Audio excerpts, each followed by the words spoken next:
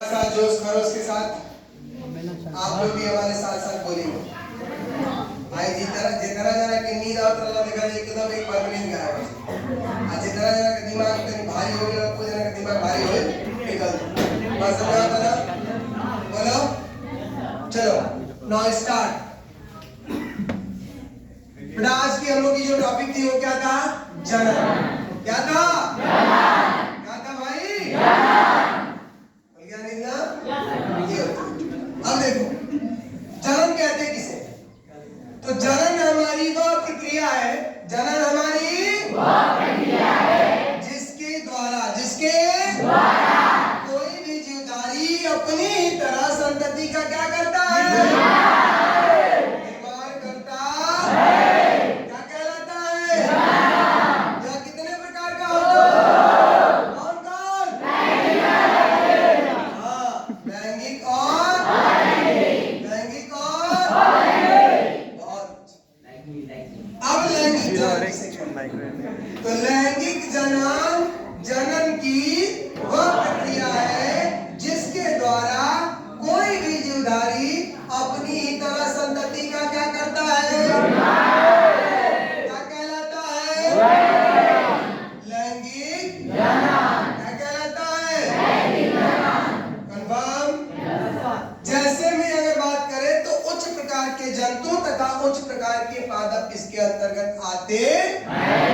अब जानेंगे अलैंगिक जनन किसे कहते हैं। अलैंगिक जनन की हमारी वह प्रक्रिया होती है जिसमें कोई भी जीवधारी नर या दोनों में से कोई एक भाग लेगा और अपनी ही तरह संतति का क्या करता है? क्या कहलाता है? जैसे अगर हम इसमें बात करें बेटा तो जो सबसे सूक्ष्म प्रकार के जीव आते हैं जैसे अमीबा, पैरामीशियम, यूग्लिना, ये सब के सब हमारे किसके अंतर्गत आएंगे? अलैंगिक जनन की प्रक्रिया करते हैं। क्लियर? अब जानेंगे अलैंगिक जनन के प्रकार के बारे में। अलैंगिक जनन के निम्नलिखित प्रकार होते हैं। उसमें पहला आता है बेटा द्विव विभाजन। क्या आता है? द्विव विभाजन। इसकी परिभाषा बहुत सिंपल है बेटा।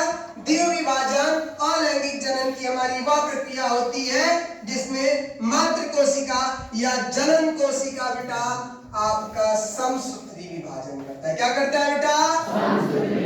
समसूत्री विभाजन करता है और दो भागों में बंट करके अनुकूल परिस्थिति आने पर दोनों ही भाग से अपनी ही तरह संतति का क्या कर लेता है? क्या कहलाता है बेटा? द्विव विभाजन कहलाता है। इसके अंतर्गत आपका अमीबा, पैरामीशियम, यूग्लिना आदि आते हैं। आदि मतलब खाने वाला नहीं, चाय बनाने वाला नहीं। आदि का मतलब कि इसमें और भी जंतु आते या जीव आते। जान लेंगे बेटा। दूसरा आप लोग का बहुविखंडन। तो बहुविखंडन अलैंगिक जनन की वह प्रक्रिया होती है जिसमें मातृ कोशिका या जनन कोशिका केंद्रक का विभाजन होता है और एक से अधिक भागों में केंद्रक का विभाजन होने के बाद प्रत्येक भाग से नई नई संतति का क्या होता है? क्या कहलाता है? बहुविखंडन कहलाता है। इसके अंतर्गत मलेरिया के रोग को कराने वाले जो प्रोटोजोआ होता है उसका नाम क्या बेटा? प्लाज्मोडियम। यानी प्लाज्मोडियम में कौन सा जनन होता है बेटा? कभी कभी बेटा जो अमीबा होता है वो अभी हमारा बहुविखंडन की प्रक्रिया करता है। ध्यान देंगे। इसके बाद आता है बेटा आप लोग का मुकुलन। क्या आता है? तो मुकुलन हमारे अलैंगिक जनन की वह क्रिया विधि होती है या वह विधि होती है जिसमें मातृ कोशिका के शरीर के ऊपर एक उभार आता है। क्या आता है बेटा? उभार आता है और वह जो उभार होता है उसे मुकुल कहा जाता है। और जो मुकुल होता है बेटा अनुकूल स्थिति आने पर मातृ कोशिका से अलग हो जाता है और अलग होने के बाद अपनी ही मातृ कोशिका के समान या जनन कोशिका के समान एक संतति का क्या कर लेता है? निर्माण कर लेता है। इस प्रक्रिया को हम लोग क्या कहते हैं? मुकुलन कहते हैं। कोई दिक्कत? आगे ध्यान दीजिएगा।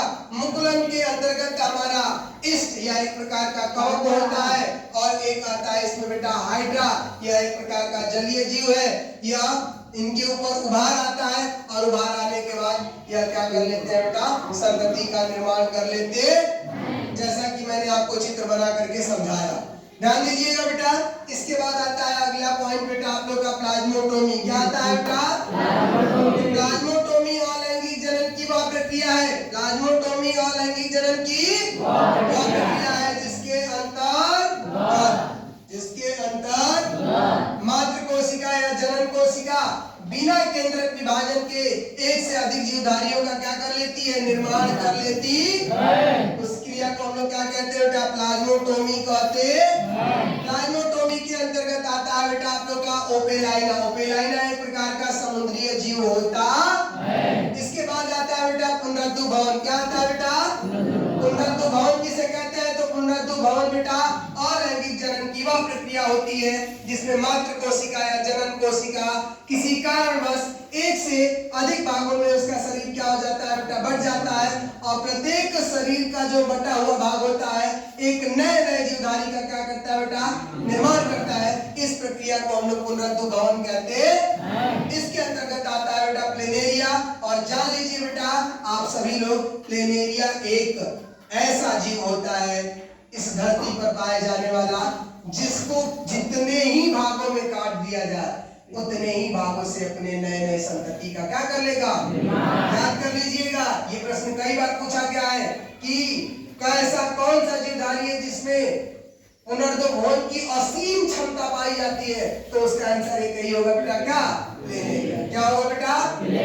इसके बाद एक हेडिंग है आप लोग का, इसी का छोटा भाई बेटा खंडी भवन होता है। खंडी भवन किसे कहते हैं? तो खंडी भवन हमारे अलैंगिक जनन की वह प्रक्रिया होती है बेटा जिसमें मातृ कोशिका का शरीर टूट जाने या कट जाने के बाद शरीर के उसी कटे हुए दूसरे हिस्सों से एक और शरीर का क्या हो जाता है, उसके अंग का, उसी अंग का क्या हो जाता है, निर्माण हो जाता है। तो इस प्रक्रिया को हम लोग क्या कहते हैं बेटा, खंडी भवन कहते हैं। आपने देखा होगा बेटा एक पादप का जो पादप है जो सैजन होता है उसमें भी कौन सी प्रक्रिया होती है, खंडी भवन होती है। इसके अलावा छिपकली की जो पूंछ होती है उसमें भी कौन सा होता है बेटा, खंडी भवन की प्रक्रिया होती है। ध्यान देंगे। इसके बाद से आता है बेटा कलिका जनन। कलिका जनन किसे कहते हैं?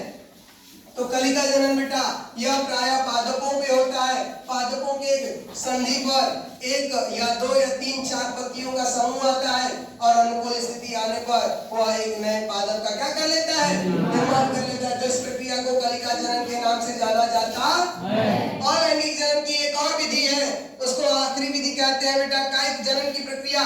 कायिक जनन की जो प्रक्रिया है बेटा मैं आपको बता दूं कि यह सिर्फ और सिर्फ पेड़ पौधों में ही घटित होती है। पेड़ पौधों के शरीर के कोई ना कोई हिस्से मिल करके अगर वह अलग हो जाते हैं पौधे से, और पौधे से अलग होने के बाद एक ऐसी परिस्थिति आती है जिसके बाद वह उसी पौधे के बराबर एक पौधे का क्या कर लेते हैं, निर्माण कर लेते हैं। इस विधि को हम लोग कायिक विधि कहते हैं। यह दो प्रकार की होती है, एक प्राकृतिक विधि होती है और दूसरा जो होता है हमारा कृत्रिम विधि होता है। प्राकृतिक विधि किसे कहते हैं? तो यह कायिक विधि, यह कायिक प्रजनन की या कायिक जनन की वह प्रक्रिया होती है या वह विधि होती है जिसमें स्वयं से ही पादपों के शरीर से टूट करके जो अंग होते हैं अलग होने के बाद वह पुनः पेड़ का क्या कर लेते हैं बेटा, निर्माण कर लेते हैं। यह किन किन विधियों द्वारा होगा, पेड़ के किन किन भागों द्वारा होगा? तो पेड़ के जड़ द्वारा होगा, तना द्वारा होगा, पत्तियों द्वारा। ये इन पत्तियों, तनों और जड़ के द्वारा आपका प्राकृतिक विधि से पुनः एक पादप का क्या हो जाता है, निर्माण हो जाता है। पत्तियों की बात करें तो ब्रायोफिल्म की पत्ती के बारे में आप लोग जानते होंगे। ब्रायोफिल्म की जो पत्ती होती है आप जान लीजिए बेटा, वह पत्ती अगर पेड़ से स्वयं टूट करके अलग हो जाती है, आप जान लीजिए उस पत्ती से एक नया क्या होगा, ब्रायोफिल्स के पेड़ का निर्माण। नीम के पौधे के बारे में आप लोग जानते होंगे। नीम से उसका बीज, नीम कौड़ी जिसको हम लोग बोलते हैं अपने गांव की भाषा में, तो नीम का जो बीज होता है बेटा वह टूट करके स्वयं से नीचे गिर जाता है और उसके गिरे हुए जो नीम के बीज होते हैं स्वयं से क्या कर लेते हैं, नए नीम का क्या कर लेते हैं बेटा, निर्माण कर लेते हैं। तो ये जो होगी किस विधि के अंतर्गत चली जाएगी, प्राकृतिक कायिक जनन के अंतर्गत चली जाए। बात समझ आ रही है। एक और विधि है बेटा कृत्रिम जो मानव द्वारा किया जाता है, यानी पेड़ पौधे के किसी हिस्से से उसे तोड़ के काट के अलग करके कलम की विधि द्वारा, रोपण की विधि द्वारा, खंड स्तंभ विधि द्वारा, इन अलग अलग विधियों का प्रयोग करके एक नए पादप का पुनः क्या कर लिया जाता है, निर्माण कर लिया जाता है। ओके, समझ में आया?